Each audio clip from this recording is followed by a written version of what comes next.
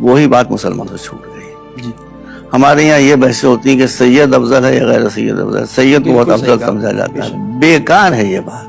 یہ قرآن کی صراحتوں کے خلاف ہے. قرآن کہتا ہے خلقی طور پر پیدائشی طور پر نہ کوئی اونچا ہوتا ہے نہ نیچا ہوتا ہے. آدمی کا یا کردار ہوتا ہے یا نالج ہوتی ہے جس سے آدمی اوپر جاتا ہے نیچے آتا ہے. قرآن میں ہے کہ عالم اور جاہل برابر نہیں ہو سکتے. مگر ہمارے یہاں جو مصیبت آئی یہ بات بہت لمبی. ہم کیسے آپ کے سامنے عرض کریں کہ رسول کے بعد جو رسول کی لائن تھی وہ مسلمانوں سے چھوٹ گئی. کوئی شیعہ سنی مسئلہ نہیں. کوئی شیعہ سنی مسئلہ نہیں. سنی ہمارے بھائی ہیں, ہم ان کا اپنا بھائی کہتے ہیں, بھائی سمجھتے ہیں. اسلام کے کسی فرقے میں مونارکی نہیں ہے, الاؤڈ نہیں ہے.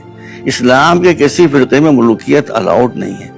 مگر مصیبت اسلام پر یہ آ گئی کہ حضور کے وصال کے بعد آہستہ آہستہ آہستہ اسلامی نظام خلافت و ولایت جو تھا وہ ملوکیت میں چینج ہو گیا, وہ مونارکی میں چینج ہو گیا. تو مونارک آپ جانتے ہیں کیسے ہوتے ہیں, کیسے کیسے مسلمانوں میں مونارک بنا میں خلیفہ گزرے ہیں. ان کی بد کرداری کو ہم بیان کریں تو لوگ تھوکنے لگے ایسے لوگوں کے اوپر. وہ گندی باتیں, اتنی غلط باتیں, وہاں سے ساری پرابلم آ گئی. تو اگر رسول کی جو بات بتائی تھی آپ نے اس لائن پر مسلمان رہے ہوتے تو یہ ساری پرابلم نہیں آتی. اسلام میں جو سب سے بتایا گیا, رسول کی حدیث ہے, شیعہ سنی دونوں کتابوں میں ہے کہ الجہل اصل کل شر والعلم اصل کل خیر. یہ تمام کتابوں میں رسول کی حدیث ہے. آپ نے فرمایا کہ اگیانتا اور جہالت ساری برائیوں کی جڑ ہے. ساری برائیوں کی جڑ ہے اور ساری اچھائیوں کی بھی ایک ہی جڑ ہے, وہ گیان, نالج اور علم. آج مسلمان کا علم کہاں ہے؟ یہی تو ہمارا رونا ہے. مسلمانوں کے پاس علم ختم ہو گیا. ہم شیعہ سنی کا مسئلہ نہیں ہے. دو سعودی عرب زیرو, قطر زیرو, کویت زیرو, جارڈن زیرو. جس اسلامی ملک کا نام لیں ایجوکیشن میں زیرو. صرف دو ملک ہیں کہ جو ایجوکیشن میں کام کر رہے ہیں. اتفاق کیا, خوش قسمتی کی بات ہے, ایک سنی ملک ایک شیعہ ملک. ایک ملیشیا جہاں مہاتیر محمد نے ایجوکیشن ریولوشن لائے.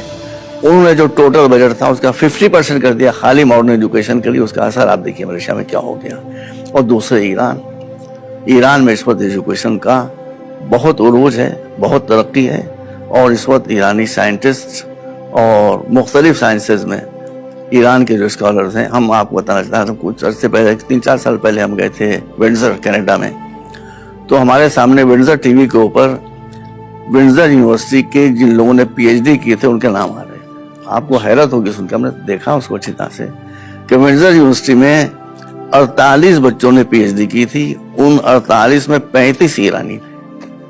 یہ آپ غور کیجیے ذرا سا.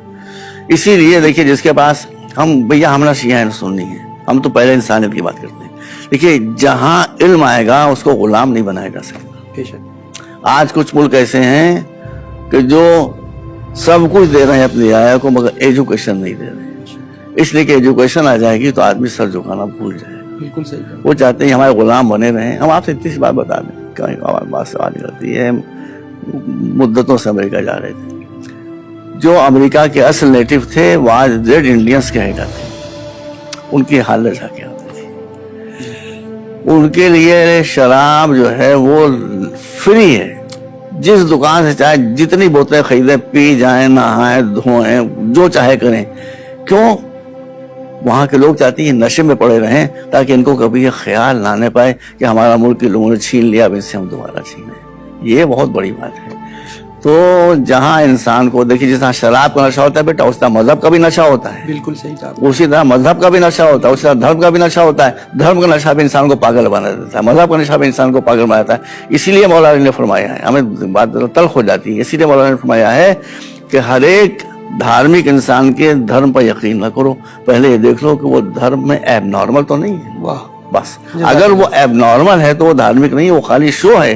جیسے ترکاری آتی, بھنڈی آتی ہے, جو اصلی بھنڈی ہوگی اس کا رنگ اتنا گہرا سبز نہیں ہوگا, جتنی رنگی بھی ہوتی ہے اس کا رنگ زیادہ سبز ہوتا ہے. تو اسی طرح سے جو لوگ دھارمک رنگے بھی ہوتے ہیں وہ زیادہ دکھائی دیتے ہیں دھارمک, ان کے اندر کچھ نہیں ہوتا ہے. انہیں سے دھرم جو ہے بدنام ہوتا ہے.